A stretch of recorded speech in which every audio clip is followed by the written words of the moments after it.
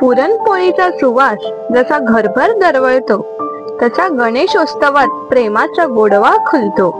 गव्हाचं सत्व, गुळाचं गोडवा, डाळीचं पोषण, गणपती बाप्पाच्या नैवेद्यात परंपरेचं दर्शन.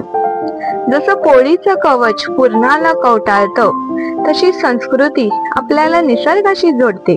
इतिहासाच्या पानातून आली ही गोड परंपरा. गणेशोत्सव म्हणजे गोड चव आणि आरत्या.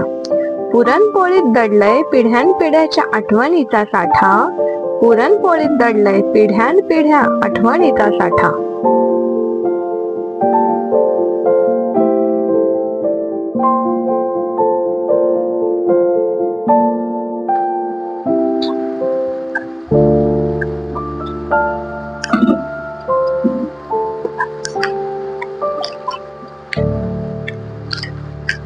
नमस्कार, मी प्राची शेटवेरेकर आणि आज आपण गोड चवीच्या परंपरेची आणि भक्तिभावाच्या संगमातून एक खास गोष्ट जाणून घेणार आहोत. आपल्या गणपती बाप्पाला प्रिय असलेल्या पुरणपोळीची.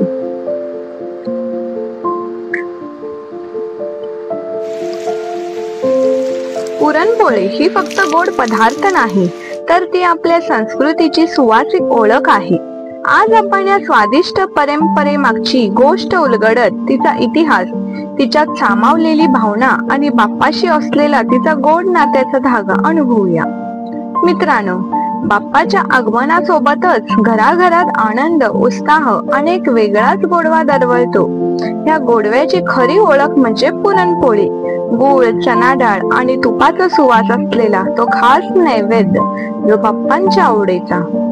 पुरणपोळी बनवण्यासाठी प्रथा फार जुनी आणि तिची मुळे भारतीय संस्कृती व वैदिक परंपरेत खोलवर रुजलेली आहेत.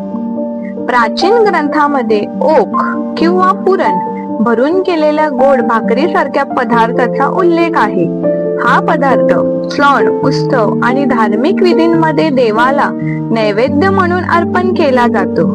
महाराष्ट्र, कर्नाटक आणि गोवा या भागात पुरणपोळीची परंपरा विशेष प्रसिद्ध झाली, कारण इथे गूळ, चना डाळ आणि गहू हे सर्व सहज उपलब्ध होते. गणेश चतुर्थीला गोड पदार्थांचा नैवेद्य देण्याची परंपरा असल्याने पुरणपोळीचा समावेश झाला. गूळ हा शुभ मानला जातो आणि चना डाळ पवित्र व पौष्टिक अन्न म्हणून पूजेमध्ये वापरली जाते. जुन्या काळी मोठ्या प्रमाणावर पुरणपोळ्या बनवण्यासाठी घरातील सगळेजण मिळून काम करत. त्यामुळे हा पदार्थ फक्त अन्न नव्हता, तर एकत्र येण्याचा, बोलण्याचा आणि आनंद वाटण्याचा निमित्त होता. थोडक्यात पुरणपोळीची प्रथा ही देवपूजा, शुभ कार्य आणि एकत्रीकरण यांचं सुंदर मिश्रण आहे, जी संस्कृती आजही तितक्याच प्रेमाने जपली जाते. गणपती बाप्पाच्या नैवेद्यात पुरणपोळी ठेवण्यामागे फक्त गोडाचा आस्वाद देण्याचा हेतू नसतो, तर त्यामागे एक सुंदर परंपरा, श्रद्धा आणि सणाचा गोडवा लपलेला असतो. पुरणपोळी ही आपल्या संस्कृतीचं, संपन्नतेचं आणि आनंदाचं प्रतीक मानलं जाते. पूर्वीच्या काळी गणेशोत्सव हा पिकाची कापणी सुरू होण्याआधीचा काळ असायचा. शेतात पिकवलेला नवा गहू, डाळ, गूळ यांचा पहिला मान बाप्पाला देऊन त्यांचा आशीर्वाद रूपी पोषण संपूर्ण घराला मिळावं अशी भावना यात दडलेली आहे. गुळाचं उष्ण, डाळीचं पोषक आणि गव्हाचं सत्व हे सर्व मिळून केवळ चव नव्हे तर आरोग्याचं वरदान देतं. असं म्हणतात की बाप्पाला गोड प्रसाद फार प्रिय आहे. पुरणपोळीचा सुवास जसा घरभर दवळतो तसाच भक्तीचा सुगंध बाप्पाच्या मनात दरवळतो. म्हणूनच गणपतीच्या नैवेद्यात पुरणपोळी ठेवणं म्हणजे बाप्पाला आपल्या प्रेमाचा, कृतज्ञतेचा आणि सुखाचा गोड घास अर्पण करणं होय. पुरणपोळी ही फक्त गोड पदार्थ नाही, तर ती आपल्या संस्कृतीची सुवासिक ओळख आहे. आज आपण या स्वादिष्ट परंपरेमागची गोष्ट उलगडत तिचा इतिहास, तिच्यात सामावलेली भावना आणि बाप्पाशी असलेला तिचा गोड नात्याचा धागा अनुभवूया. मित्रांनो, बाप्पाच्या आगमनासोबतच घराघरात आनंद, उत्साह आणि एक वेगळाच गोडवा दरवळतो. या गोडव्याची खरी ओळख म्हणजे पुरणपोळी. गूळ, चणा डाळ आणि तुपाचा सुवास असलेला तो खास नैवेद्य जो बाप्पांच्या आवडीचा. पुरणपोळी बनवण्यासाठी प्रथा फार जुनी आणि तिची मुळे भारतीय संस्कृती व वैदिक परंपरेत खोलवर रुजलेली आहेत.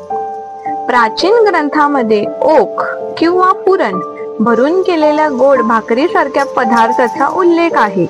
हा पदार्थ सण, उत्सव आणि धार्मिक विधींमध्ये देवाला नैवेद्य म्हणून अर्पण केला जातो. महाराष्ट्र, कर्नाटक आणि गोवा या भागात पुरणपोळीची परंपरा विशेष प्रसिद्ध झाली, कारण इथे गूळ, चणा डाळ आणि गहू हे सर्व सहज उपलब्ध होते. गणेश चतुर्थीला गोड पदार्थांचा नैवेद्य देण्याची परंपरा असल्याने पुरणपोळीचा समावेश झाला. गूळ हा शुभ मानला जातो आणि चणा डाळ पवित्र व पौष्टिक अन्न म्हणून पूजेमध्ये वापरली जाते. जुन्या काळी मोठ्या प्रमाणावर पुरणपोळ्या बनवण्यासाठी घरातील सगळेजण मिळून काम करत, त्यामुळे हा पदार्थ फक्त अन्न नव्हता, तर एकत्र येण्याचा, बोलण्याचा आणि आनंद वाटण्याचा निमित्त होता.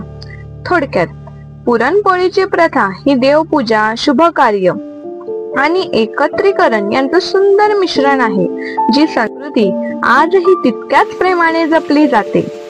गणपती बाप्पाच्या नैवेद्यात पुरणपोळी ठेवण्यामागे फक्त गोडाचा आस्वाद देण्याचा हेतू नसतो, तर त्यामागे एक सुंदर परंपरा, श्रद्धा आणि सणाचा गोडवा लपलेला असतो. पुरणपोळी ही आपल्या संस्कृतीचं, संपन्नतेचं आणि आनंदाचं प्रतीक मानलं जाते. पूर्वीच्या काळी गणेशोत्सव हा पिकाची कापणी सुरू होण्याआधीचा काळ असायचा.